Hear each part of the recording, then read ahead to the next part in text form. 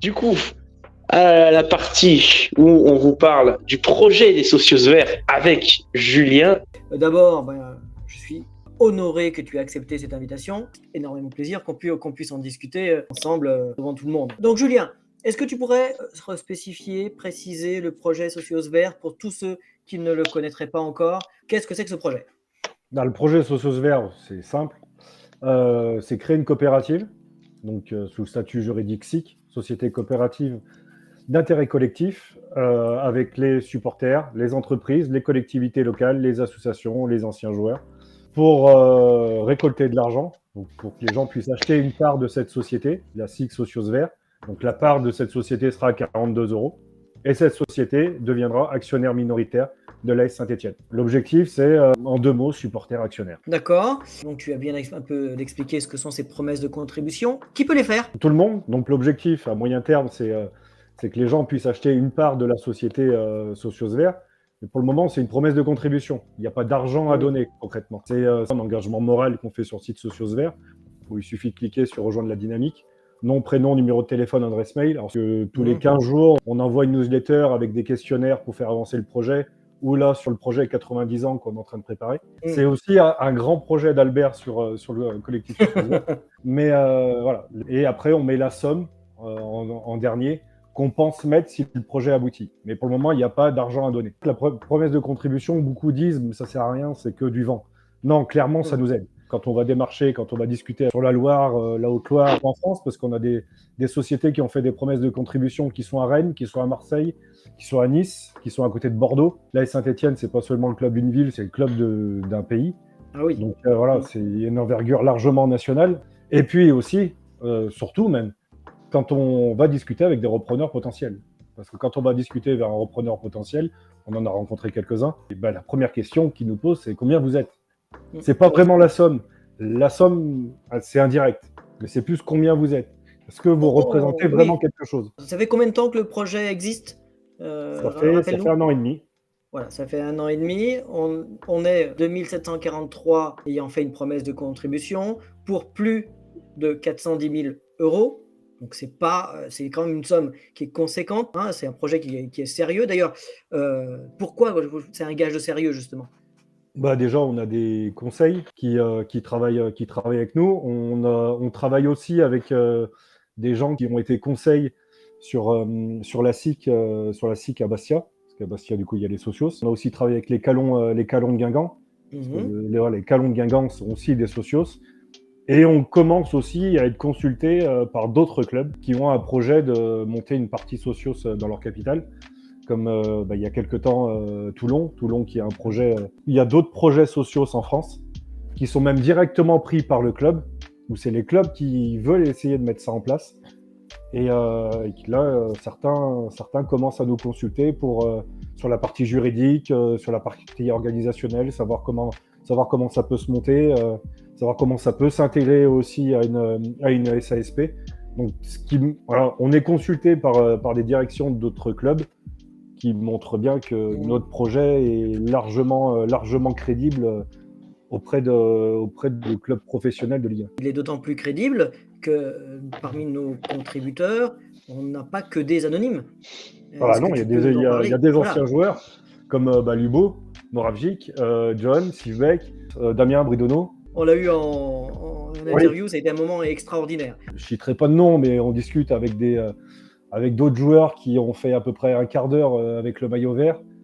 On a l'impression de discuter avec Messi ou Ronaldo, et puis à côté de ça, on va discuter avec des John Sivek, avec des Lubo, et pas la même réputation. Toute la génération 80, Saint-Etienne, c'était incroyable. Hein. Et puis voilà, Marseille a essayé de le piquer, il a été d'une fidélité incroyable au club. Les anciens joueurs qui nous rejoignent, et puis il y en a d'autres. Voilà, il y en a d'autres qui vont venir rapidement, croient en ce projet et pensent que ce projet est crédible et une avancée pour la Saint-Etienne. À ton avis, quel est l'objectif du montant que les socios verts pourraient récolter? Est-ce qu'on a un objectif pas chiffré, mais... Moi, l'objectif, c'est, comme je parlais tout à l'heure, c'est pas vraiment la somme. La somme sera secondaire. Je préfère avoir 42 000 personnes sociétaires de la future SIC et chacun mettre 42 euros, qu'avoir 4200 personnes qui mettent 420. L'objectif, sur le papier, c'est 5% du capital de l'AS Voilà, c'est ce Saint-Étienne. que je voulais t'entendre Mais dire, effectivement. 5% du capital de l'AS Saint-Étienne, c'est quoi? Et À valoriser, effectivement, c'est compliqué. voilà, j'ai beau avoir tous les bilans des 10 dernières années et même de l'exercice dernier, pour arriver à faire une valo, c'est un peu compliqué. Mais voilà, c'est 1,5-2 millions, on est dans les clous. Alors, l'association s'est structurée.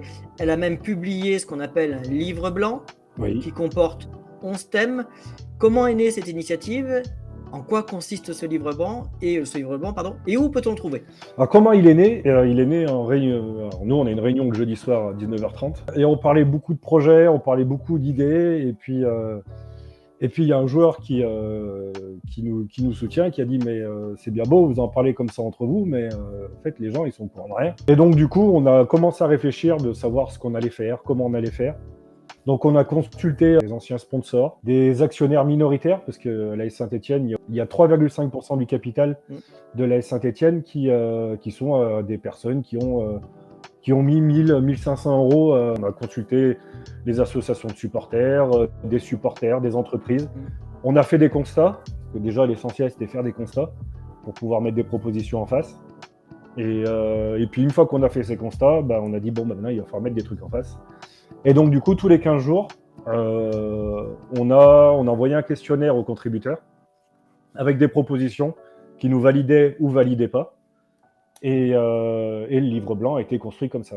L'objectif, c'était vraiment que le livre blanc soit coopératif. Nous, l'objectif, c'est créer une coopérative et que le projet soit coopératif. Donc, on est vraiment toujours dans cette idée coopérative.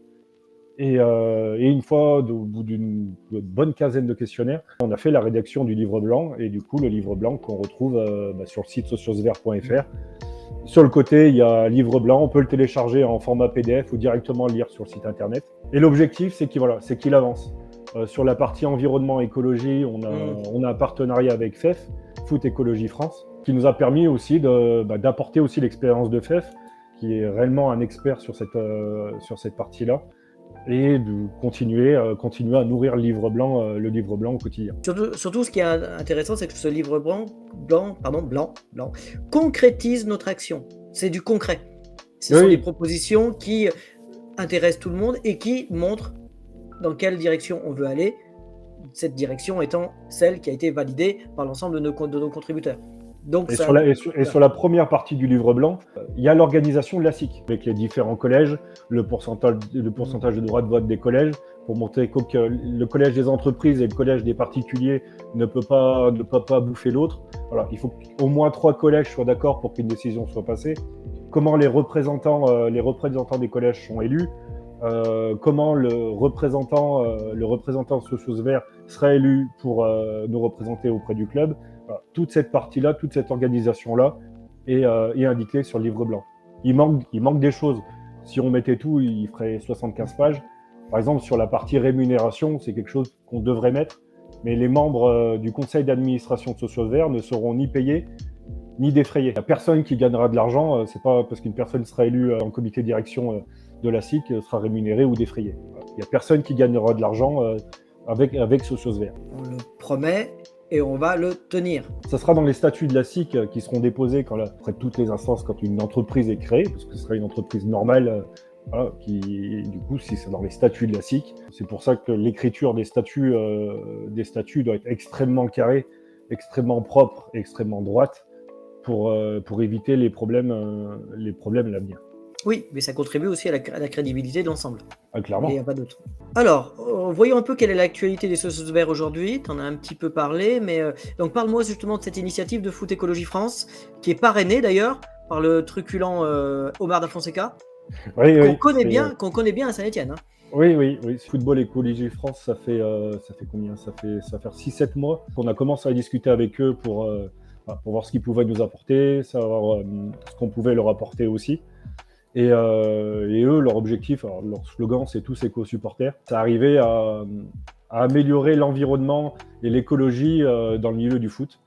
Et donc, juste avant la Coupe du Monde, ils avaient sorti une grande enquête nationale où tout le monde pouvait répondre.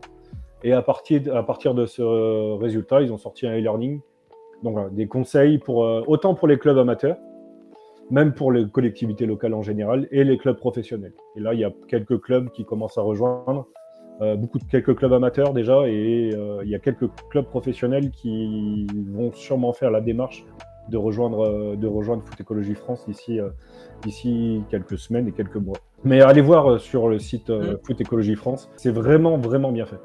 Oui. Et puis vous pourrez aussi voir sur le site Socios Verts, on a les liens, donc vous pourrez les consulter également. C'est ça. Alors, le 7 octobre, l'ASS fêtera ses 90 ans. Donc Socios Verts ne pouvait pas passer à côté de cet anniversaire. Est-ce que tu penses qu'on peut parler de l'initiative que Socios Verts ont prise pour cet anniversaire? Donc demain, on a une newsletter qui part pour élire le meilleur joueur ou notre joueur préféré de chaque décennie de l'AS Saint-Étienne. On finit à 2010, on commence à 1930. Bon, alors 1930-1940, on l'a mis sur la même décennie. Et le plus grand entraîneur, le plus grand dirigeant. Et puis l'année prochaine, tout au long de la saison, il y a à peu près, sur les 12 mois, il y aura une vidéo par mois où on parlera de celui qui aura gagné 2010. On fera une vidéo de 4-5 minutes sur tous les mois sur un qui aura gagné ce questionnaire. Et aussi pour le 26 juin, on demande aux gens de se filmer, de filmer leurs proches et compagnie en souhaitant un joyeux 90e anniversaire à l'AS Saint-Étienne. Et on fera un petit montage vidéo avec toutes les vidéos qu'on recevra. Alors pour nous envoyer les vidéos, c'est pas compliqué, c'est anniversaire@sociosvert.fr et les infos seront sur la newsletter de demain. Et pour recevoir la newsletter, il faut avoir fait une promesse de contribution à Socios Verts. Il est normal de leur donner la priorité, puisque cet anniversaire est un anniversaire quand même très très important et qu'on ne pouvait pas passer à côté. Donc si vous voulez participer, voilà ce qu'il vous reste à faire, c'est faire une promesse de contribution à Socios Verts. Et après, vous pourrez participer à ces différentes initiatives. Allez, dernière petite question, si tu veux bien. Imaginons maintenant l'avenir. Socios Verts entre dans le capital de l'ASS, ce qui est prévu. Quelle serait, à ton avis, la première mesure que Socios Verts pourrait mettre en place? Et il y a une des propositions dans le livre blanc, c'est la commission permanente. La commission permanente des supporters. Pour moi, c'est la priorité. Donc la commission permanente des supporters, c'est prendre un représentant de chaque groupe de supporters, mais aussi des gens qui ne sont pas encartés dans les groupes de supporters. Prendre 2 abonnés à Henri Point, indépendants, un abonné COP Nord, un abonné Côte Sud indépendant, et aussi une personne qui achète une loge à l'année. Et pour arriver à mettre tout le monde autour de la table et avoir une ligne commune. Comme je dis, le stade n'appartient à personne. L'objectif est réellement d'arriver à créer une dynamique autour de ça et pouvoir faire évoluer. Par exemple, on a vu l'AS Saint-Étienne a tenté de faire un truc avec les jeux de lumière à l'entrée du stade qui a été hué. Oui, c'est vrai. C'était un peu de modernité. Mais s'il y avait un dialogue entre le club et les supporters, s'il y avait ces choses-là, oui, tu as raison. Ça n'aurait jamais été sifflé. Donc voilà, arriver à créer une dynamique là avec les associations de supporters, avec les indépendants, et arriver à mettre tout ça autour de la table pour arriver à recréer une dynamique d'avant-match, recréer une dynamique d'animation de match, créer une économie indirecte autour du stade. Et pour moi, il est extrêmement important que les supporters indépendants, que les groupes de supporters, les associations de supporters soient mis dans cette commission-là pour pouvoir faire évoluer les choses dans le bon sens. Tu as raison, de toute façon, ce stade ne peut vivre qu'avec les supporters. Oui, et puis voilà, nous, dans le livre blanc, pour ceux qui le liront, il n'y a pas de budget. Tout est gratuit. Il n'y a que des choses évidentes. Sur le merchandising, par exemple, il y a une proposition qui est écrite, qui ne coûte strictement rien. C'est que 3-4 mois avant la fin de la saison, on envoie un questionnaire à tous les supporters de l'AS Saint-Étienne, avec la newsletter qui est envoyée. Cette communication est déjà bien faite. Et on propose 3 designs d'écharpes. Et les supporters élisent l'écharpe officielle de la saison d'après. En faisant ça, on crée une dynamique. Et en plus, on l'a fait fabriquer en France. On a des tisseurs qui sont partout autour de chez nous, qui sont largement capables de la faire, et à des prix extrêmement intéressants. C'est des petites choses, ça coûte strictement rien, mais les gens attendent que ça qu'on leur demande. Quand on a construit le livre blanc, quand on allait voir les gens autour du stade, quand on envoyait les questionnaires, les gens attendent que ça. Ils attendent que qu'est-ce que vous voulez pour le club. On ne parle pas de recrutement. Le Socios Vert ne se mettra jamais sur la partie sportive. Ça c'est l'ADN clair l'ADN clair de Socios Vert. On est très clair dessus et on ne dérogera pas là-dessus. Mais sur beaucoup de choses, le club peut évoluer grâce aux supporters. Pour le moment, très peu de clubs le font. Et les clubs qui le font sont les clubs qui vont le mieux. Lens, c'est un club qui est très participatif. Strasbourg, c'est un très bon exemple. Il y a une étude qui a été faite sur Strasbourg. Strasbourg, en moyenne, les supporters arrivent 1h30 avant le match. Il y a des animations autour, donc du coup, c'est familial. Il y a des animations, les gamins viennent, du coup, les parents viennent. Si les parents viennent, s'il y a des animations, ils font venir les gamins. Et voilà, ça crée une dynamique. Et c'est ça, c'est arriver à recréer une dynamique. Après, il faut être extrêmement honnête, pour recréer cette dynamique, ça va être très compliqué de le faire avec la direction actuelle. Mais on peut déjà commencer à lancer déjà quelque chose. Et si la direction du club demain nous demande de les rencontrer, d'avancer sur certains dossiers, on ira discuter. On discute avec tout le monde et on discutera avec eux. Et s'ils veulent commencer à avancer des sujets dessus, on demandera, je pense, aux personnes qui ont fait une promesse de contribution quand même, parce que ça paraît évident. Mais dans le livre blanc, on en discutait avec un sociétaire, Timothée Mémon, journaliste à RMC et ancien journaliste d'Active. Il disait, mais votre projet est un projet fou. Ce projet-là sera repris. Et vu les coups de téléphone qu'on commence à recevoir d'autres clubs, il sera vraiment repris. En espérant qu'on soit cité quand même de temps en temps. Melvin, Bastien, est-ce que vous voulez vous-même poser une ou deux questions? J'ai un avis sur peut-être la formation, parce que ça peut être un peu de votre au niveau peut-être éduquer l'éducation des jeunes, on va dire. Parce que je sens qu'il y a pas mal de... Enfin, quand je vois les jeunes, je trouve ils ont moins l'ADN ASSE qu'avaient certains. Donc je sais pas si vous voulez peut-être leur éduquer un peu plus sur la mentalité stéphanoise ou un projet là-dessus, de dire voilà, il faut que des mecs leur inculquent un peu ça. C'est dans notre livre blanc. Dans le livre blanc, sur la partie centre de formation, et même accueil des nouveaux joueurs professionnels, il y a une partie formation sur Saint-Étienne, avec des anciens joueurs, faire intervenir des anciens joueurs de toutes les générations, pour leur expliquer ce qu'est le club, faire intervenir aussi des industriels, pour expliquer l'économie locale l'économie de Saint-Étienne, des historiens aussi. On a quand même un historien incroyable à Saint-Étienne. Voilà, c'est arrivé, c'est expliquer aux gamins ce que c'est Saint-Étienne. Quand il porte le maillot vert, c'est pas juste un club qui va lui donner un chèque en fin de mois. C'est arriver à éduquer les jeunes à Saint-Étienne.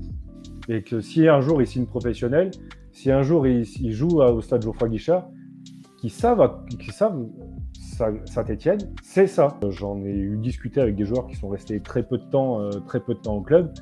Ils nous ont dit, nous, quand on vient à Saint-Étienne, on a un logement ou l'hôtel, mais c'est tout. Il n'y a pas d'accueil, il n'y a pas d'éducation au club. Même quand le joueur a 25 ans, il n'a sûrement jamais entendu parler de Saint-Étienne. Mais voilà, on leur explique. Moi, je suis cadre dans une société. Quand il y a un nouveau salarié qui arrive, on l'accueille.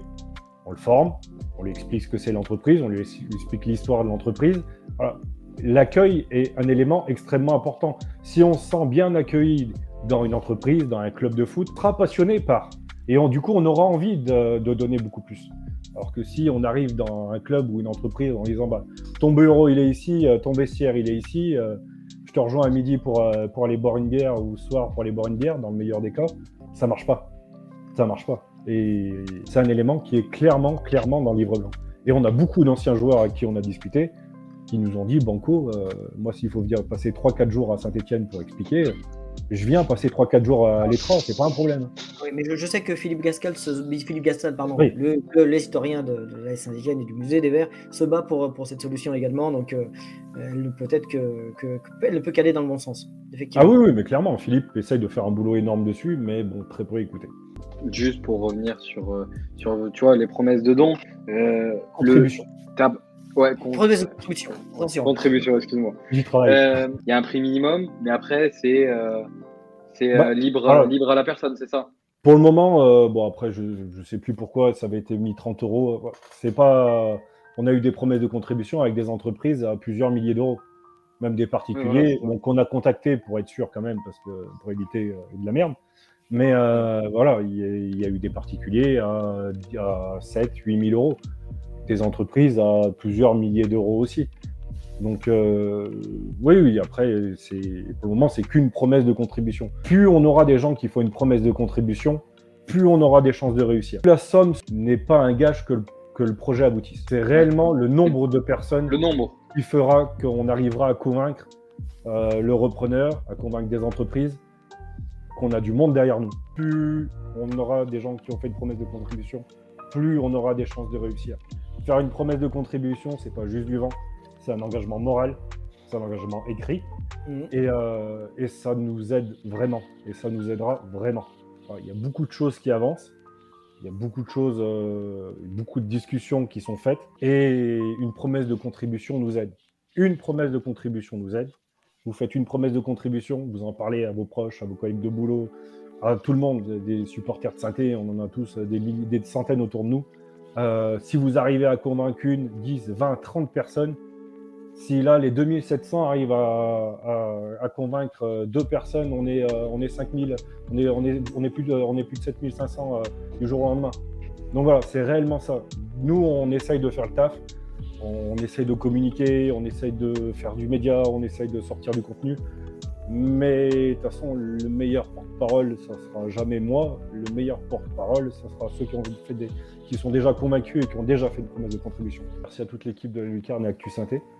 Merci à Colin aussi, qu'on ne voit pas, mais qui fait un gros boulot derrière. Vous pouvez déjà, dans un premier temps, nous rejoindre sur Facebook, Twitter, Instagram, TikTok, LinkedIn aussi, qui est notre plus gros réseau, et aller faire une promesse de contribution, réellement. Merci bien Julien pour toutes ces précisions, ça a été très instructif et j'espère que tout le monde aura apprécié tes explications qui ont été les bienvenues. Merci à tous. Merci à toi Julien.